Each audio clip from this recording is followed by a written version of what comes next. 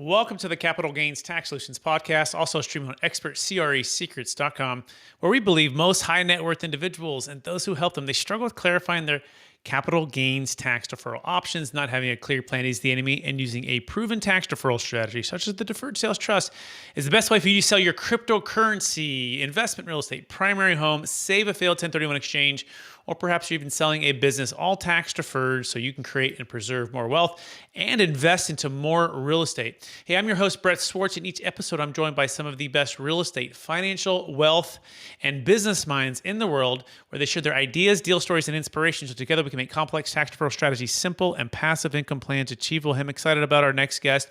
He's an expert on all things on how to quit your job by investing in real estate. He's out of the great state of Arizona. In fact, he's the founder and host of Master Passive Income, a blog and podcast about investing in real estate rental properties.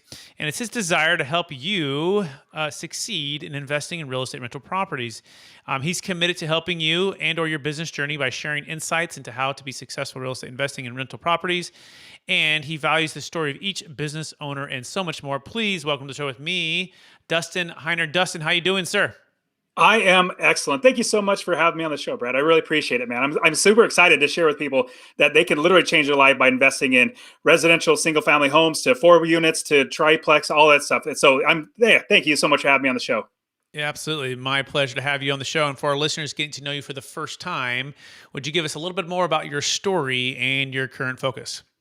Yeah, so I am definitely an investor. I invest in real estate. I was able to quit my job when I was 37 years old, and I use the word job as an acronym. It's JOB, because you're working just over broke job because basically your boss is just paying you for your hour that you work. And so I love passive income. So Brett, I'm going to tell you a quick story of how I actually made the decision, the change in my brain to become an investor. So I had been very entrepreneurial my entire life. I had a paper route, throwing newspapers, riding my bike, banging off the garage doors.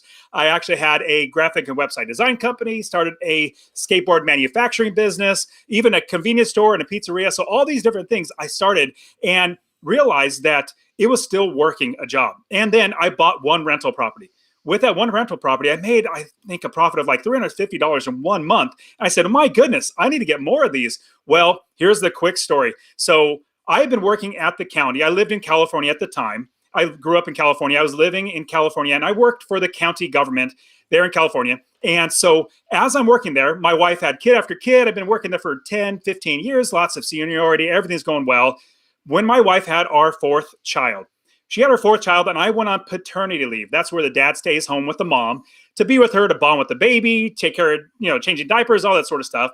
And then I get back from paternity leave from our 4th child. And that same week that I get back, I get a call from my boss's secretary, like the top dog. My boss's secretary said, Dustin, would you please come to the office? And I said, sure, I'll go ahead and do that. And I hung up the phone and I paused for a second because I started thinking, why would they be calling me to the office? This isn't normal. This is really weird. And so as I'm sitting there, I remembered back before I actually went on paternity leave, a couple months prior, there have been some talks about a layoff possibly happening. Like the department's running low on money. They might need to do layoffs. And I immediately shook my head. I shook it off. Like, no, there's no way. I have lots of seniority. I do a great job. There's no way I can get laid off. From there, I get up and I walk down the hall to my boss's office. Now, this hall isn't very long, but each step, it feels like my feet are lead bricks, and the hall gets longer and longer because as I'm walking down, I start thinking, oh my goodness, I might actually get laid off. As I turn the corner out of this long hallway to my boss's office, his door's closed, and I see the secretary there. She says, Dustin, would you please have a seat? And I go and sit down, and she's grinning at me very sheepishly. She's trying to console me with her eyes because she knows everything that's going on. I know zero about what's going on. And as I sit there, I start to realize that I might actually be getting laid off here. All these years of working to build a career, oh my goodness, that's all taken out from under me. And then what does that make me as a father? Does that make me a failure as a father, a failure as a husband, failure as a man providing for his family? As I'm thinking about this, my hands get all clammy, my forehead gets all sweaty because the weight of the world is literally on my shoulders. And then my boss's door opens up and out walks a lady, a coworker of mine, with a piece of paper in her hand. She is noticeably distraught, noticeably upset, but she's not necessarily crying. But you could tell her world has absolutely been rocked. As she passes by me, my boss says, Dustin, would you please come into the office? So I walk into the office, and the boss tells me, we're running low on money. We actually have to do layoffs. Dustin, you are laid off.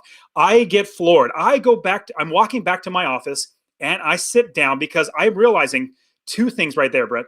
I realized two things. Number one, I need to get another job to be able to pay for my food on my table, be able to provide for my family. I was really blessed, praise the Lord, to be able to find another job in the same county in another department doing IT work. So that was really, really good. But the other thing that I realized, the second thing I realized was that I need to make sure that nobody could ever do this to me again. That's why I eventually quit when I was 37 years old, because I wanted to make sure that I was completely independent. What I started doing from that point forward was buy rental property after rental property after rental property at my new job. So from that point forward, sitting at my desk, I said, Dustin, I'm always going to tell people my value is that I am an investor. It may so happen that I still have 100% of my money coming from my part-time job. It's my full-time job, but I call it my part-time job. Now I realize I am an investor. From that point forward, I started telling every single person that I met, instead of when they asked me, Dustin, what do you do? I would normally say, well, I work for the county. I do IT work. Instead, now I literally said, I am an investor. And from that point forward, I literally changed my life. And this is what the thing everybody needs to realize. Your boss is only paying you enough to keep you working without quitting, but not so much that takes money out of their pocket. So you are worth so much more than anybody can ever pay you. And I'll round out the story to share this, Brett. As I was walking to my boss's office to get laid off, that was the worst walk I've ever taken. When I went to my new boss's office after another couple of years of working there, 4 or 5 years, I gave him a layoff notice. I said, I didn't say this, but I was like, here's my 2 weeks. I am done. And then I walked to my car. It's about a 1.5 mile walk to my car because I didn't want to pay. It was downtown parking. And I want to pay for fees for parking. But I walk to my car, done it thousands of times. It feels like I'm walking on clouds. And because I look back and said, I will never, ever have a job again. And buying property after property allowed me to literally never work a job because I have so much passive income coming in from my properties. And I don't work. I literally don't. I don't work 30 minutes a day. I don't work 30 minutes a week or even 30 minutes a month. I work like 30 minutes in just entire like 2 or 3 months at a time because I just get my property management statements, look at, make sure everything was okay, and put them away. So that's how I became successfully unemployed at 37 years old. Fantastic, Dustin. What a story. Amazing. And now that I'm going back through my notes here, I'm realizing I actually had Dustin on 5 months ago, and he talked about change your life with rental property, which he just encapsulated right there. So that's like the mini part of that full episode. And so we're going to make a little shift here. And so if you want to go back and you hear the rest of the story about the practical steps to go and do that, you can go to my YouTube channel or search Capital Gains Tax Solutions on iTunes and search for Change Your Life with Rental Property and Real Estate Investing with Dustin Heiner. So on this episode, we are now going to shift a little bit, and I want to talk a little bit about podcasting, YouTube channel, right? Taking what you've learned, and now you're doing the coaching, and now you're doing mentoring, right? And you're giving back. But just talk about your journey from the first video, because I get this a lot now too, Dustin, where people are like, "Man, you're good on video. You're good on this podcast," and I'm like, "You should have saw me in the beginning, like." You seem so natural. And I'm like, yeah, it was bad. Like, I mean, the lighting was bad. I was looking in a camera. The whole setting was bad. I could be slowly up. So talk about the thought about when you started and then how you've leveled up along the way to be where you're at with it being an excellent communicator that you are. Oh, thank you. So as I was quitting my job, I was telling everybody that I was quitting, and they would always ask me, even my boss would ask me, well, what are you going to do? I said, well, I'm not going to do anything. I invest in real estate. And from that point forward, friends and family members, when I would tell them I'm quitting, they would ask me the first question, what do you do? I invest in real estate. The second question always came right after that.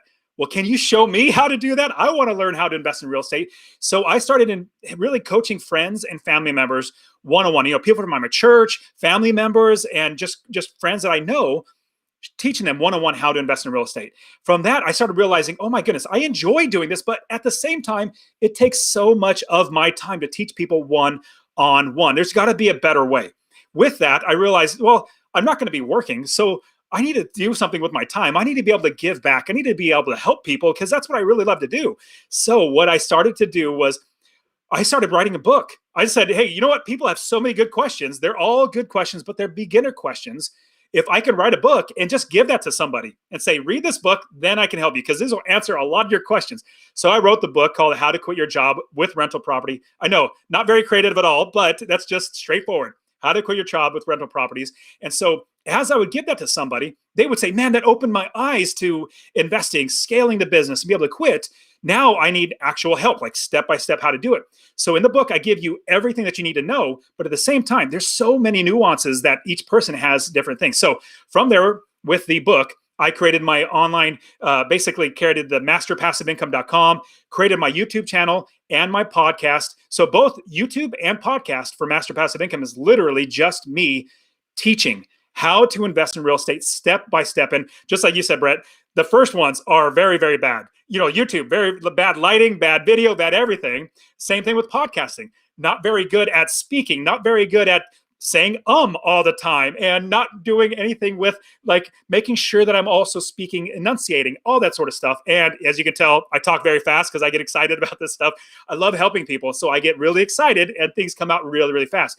Had to really learn how to hone my craft. Now, with everything from my courses, my coaching, my real estate investing, membership, YouTube channel, podcasts, all this stuff is literally just trying to give as many people as much information as possible so that they can change their life just like I did. Now, with all this, I literally have streams of passive income coming in through all these avenues. Now, I do have a river. The river of income is my rental properties. In fact, every bit of money that I make outside of real estate goes right back into real estate because that's where I keep my money. So we could definitely talk about all these things because each one is a craft. Podcasting is a craft. Awesome. YouTube's a craft. Writing is a craft. Everything's a craft. Yes, thank you, Dustin, for sharing that. And I actually want to take this part of the show to say, if you are considering starting a YouTube channel or a podcast, right, realize that it's okay to start at zero, not know a thing, but to make that first video, have that first podcast interview, and to reach out to people that they can help you out. If you know Dustin or you know me, right, we're happy to help you too, to show you, give you some guidance. Or, I hired a coach to help me launch my podcast. We did like a 28-day challenge, and he's an amazing coach. He's a business coach. He's so many other things, and podcasting has changed my career forever, and it's one of the most enjoyable things. Like, Dustin's in Arizona. I'm in California, right? So I was traveling to New York last week. I was on a webinar and a podcast, and I'll be in Florida. I'll be all over. And the cool thing is, it's something that's you can go from anywhere, right? And record anywhere and make content and create content, which is really neat. At the end of the day, make an impact for others with the gifts and talents you've been given. So if you have those gifts and those talents, which I know you do. Now, how do you create content by podcasting and YouTubing? And I want to encourage you to take that first step, even if you're scared and nervous, because that's where Dustin and I were when we first started, right? And now we help a lot of people. So that being said, you mentioned something that was really interesting. You said, I have all these multiple streams of income, but really for the focus of investing back into real estate. And I want to really narrow down on this concept here.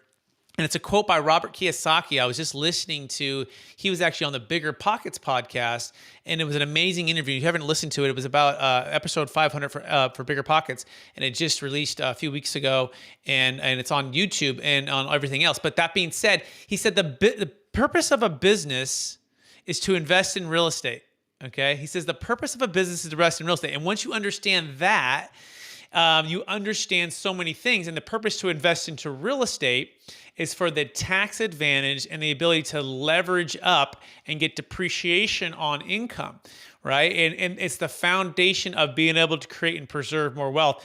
Part of quitting the day job or part of getting away from the 9 to 5 is because a lot of that is building wealth on a scale that's, let's say, playing not to lose, right? And I didn't learn this until really I was at Marcus and Millichap, and really when I started reading Rich Dad Poor Dad and different books by Robert Kiyosaki.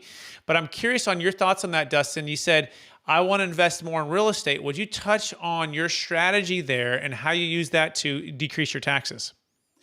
I love buying a piece of property and then having my taxes get so much less because a few different things. Number one, let's say you don't have any businesses, but you are a doctor and you're making a lot of money. Well, you're making a lot of money, but you're going to be paying a lot of money in taxes. Why not take that money that you would be paying for taxes, buy a piece of property with it, and the depreciation alone is literally going to destroy you, the amount of tax that you're going to have to pay. So for me, as I make money through whatever means I have from, I make ads from YouTube. They pay me money for having my YouTube videos out there.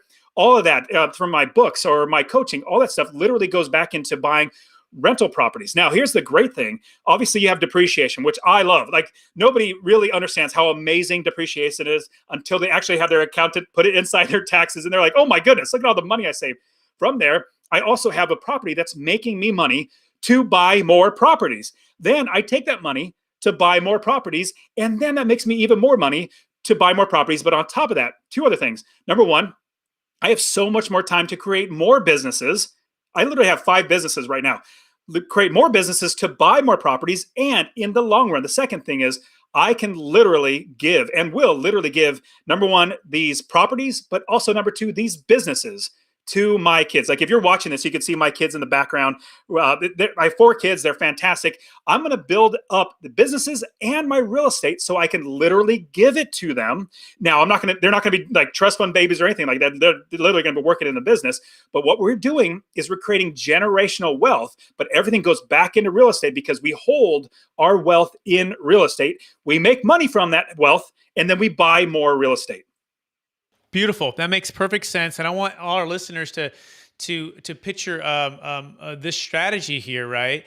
And the first thing to think about is, one way to think about it is your job. If you want to become very wealthy and have passive income, your job's purpose is to go buy real estate. Okay. Your W-2 as quickly as you can to buy real estate. Why? Because you want to build up opportunities for losses through what's called depreciation to offset income. Now, that losses offset passive income, right? To passive losses, passive income, unless you're a real estate professional and it's your full-time career, then you can qualify under something else that allows you to accelerate depreciation and offset your actual income. So, but the first stage in is changing the mindset to say, if I want to be passive, I want to have freedom, I want to be able to retire from the W-2, not have to just put it into the stock market, 401ks, IRAs, is to be able to buy enough real estate to offset not only the passive income on that real estate, but also potentially even active income. And so I want you to picture 4 towers, okay? And there's 4 towers. And the first tower would be your income tower, right? And that income tower can be W-2 income, or it can be a business income. Ideally, you're going to get as much business income as you can. And also passive income. The second tower is going to be depreciation, right? And so you have to ask yourself, if what I own is not able to depreciate off my taxes, then I'm going to be paying more in taxes, okay?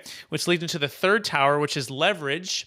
If you can leverage enough, meaning taking on smart debt to buy real estate, to depreciate, like for example, let's say you had a $300,000 down payment, you could buy $1 million apartment complex.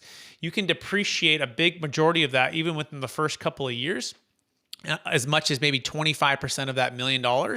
So let's say you're making $250,000 of cash flow. You can offset that with the depreciation, and then you could walk away in that given year income tax free on that passive income. So there's these different towers, and if you don't have 1, 2, or 3, or 4 of these, you're not building wealth as fast or as efficient as you can. And there's a really cool video on this too.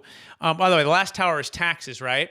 So most people are stuck between the W-2 tower, and which is big income perhaps, and then big taxes, and they don't have any of the real estate tower or the passive income tower or the depreciation tower, and so they're just paying the most amount of taxes. So Robert Kiyosaki said it well. He goes, Dustin, the middle class, they're paying all the taxes, right?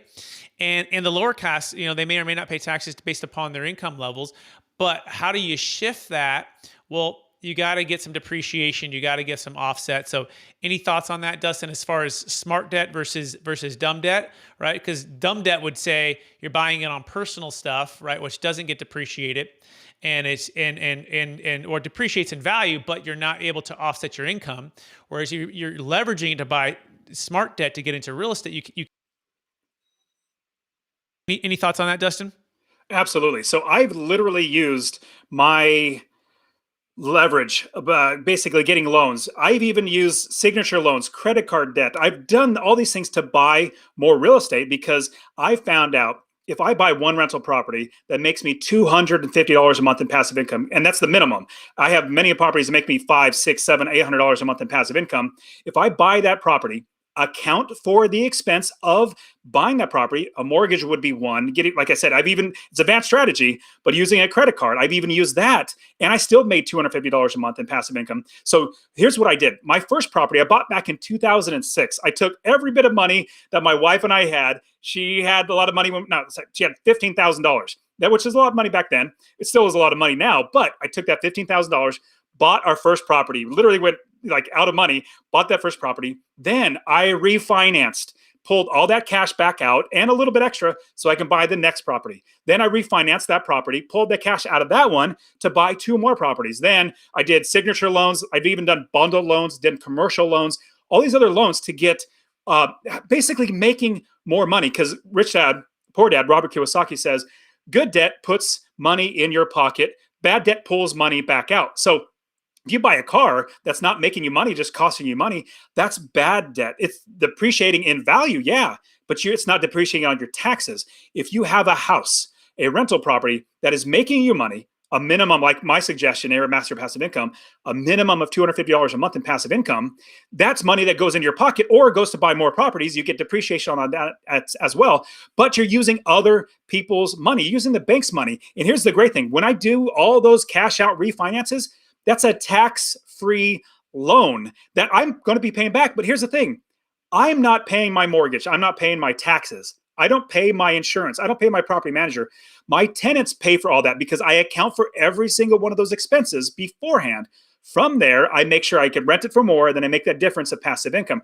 All round everything up to say that good debt will literally get you more money to buy more properties. And that's how I scaled to 30 plus properties now, is by leveraging and figuring out ways. And here's another great thing. There are loads of ways to get money to buy properties. A mortgage is just one. There's so many. In fact, I have one YouTube video where I literally go through 14 different ways to get money to buy a property. And each bit of ways, like each one of the 14 ways, is a tool for you. Let's say you have a property you want to buy. It's a tool. Like, okay, here's a property I want to buy. What tool is going to fit into this property to buy it? So leverage is by far the best way to grow and scale. In fact, almost the only way to scale your business. Excellent. Maybe let me give you number 15 there, right? Another way to access capital, which has been pretty revolutionary.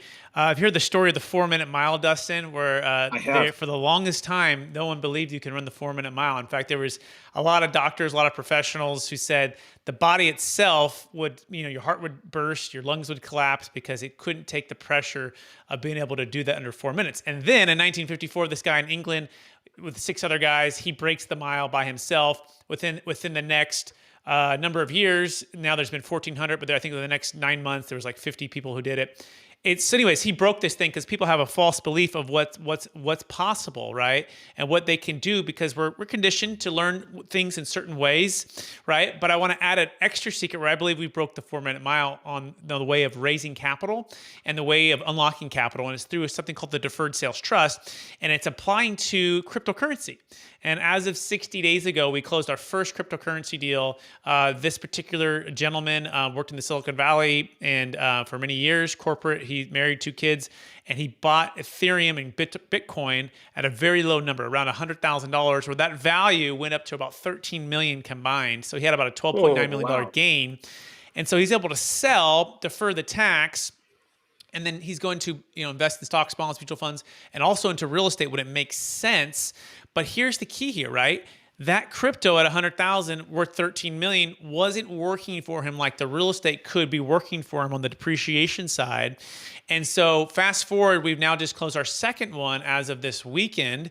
Likewise, bought it very low. Also happened to be a Silicon Valley used to be a W-2 worker. Now is retired because has done very well. She has done very well to be able to have a ton of appreciation. And the goal there is to start a business, which can also get some depreciation offset.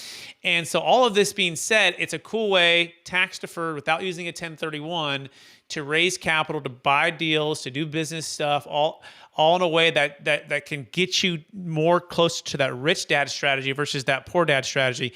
Any thoughts on that, Dustin? Yeah, that sounds amazing. I love the idea of being able to utilize because a 1031 exchange is what most realtors and real estate investors and people who are in real estate think that's the only way to actually save money on taxes. This is a 1031 exchange, but those 1031 exchange rules are just irritating, and you have a time frame and all that sort of stuff. So I think absolutely using that deferred sales trust is going to be so much better because I remember having you on my show telling people how to use the deferred sales trust. That got a lot of people thinking about, oh my goodness, there are other ways to make sure that you have money and not have the IRS and government take as much money out of it as possible. But at the same time, you're able to leverage that. I mean, I love the idea of being able to save money on taxes and buy more properties. But at the same time, if you're going to buy something that doesn't depreciate in taxes, like, as a depreciation for your taxes, that's a really hard thing for me. Now, it's good for appreciation where, the value of Ethereum goes up. But at the same time, I love value going up and getting tax depreciation as well. Exactly right, right. So we call it the sell high, buy low, right? So Exactly. you want to look at all of these levers of either highly appreciated public stock, private stock, businesses, real estate, and you want to look at like a chessboard, right? And say, what's the best one to maximize the value as it pertains to my return on equity, as it pertains to my depreciation schedule, as it pertains to my overall income tax, right? And then also like Ethereum or Bitcoin, right?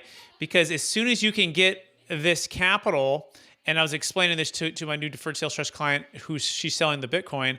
I'm like, look, that capital is locked out there, and they might be hedging it or what was the word?